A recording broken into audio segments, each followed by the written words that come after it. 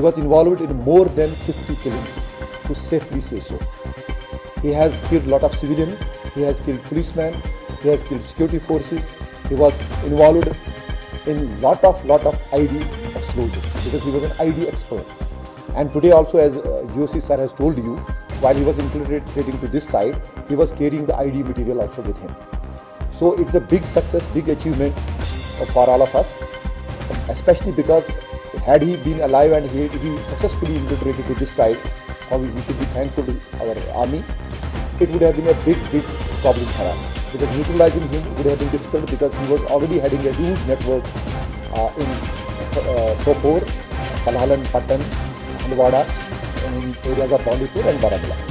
So, as you know, in year 2015, he started attacking mobile towers, and after that he fell out with Hurriyat leadership as well as Hizbul Mujahideen leadership, but that was a very brief misunderstanding. After then, to sort out those misunderstandings, he was recalled back to the base camp in Muzaffarabad.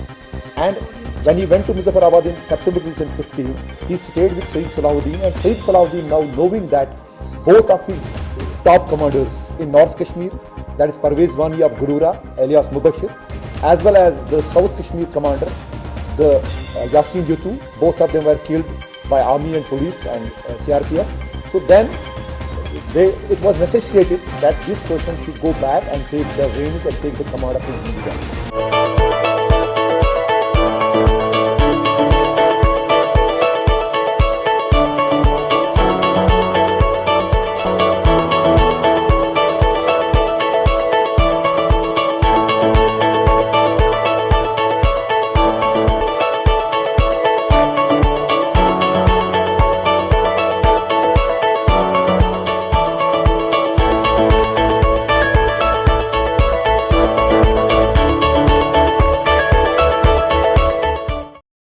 This news is brought to you by Hotel CS2, where quality rules.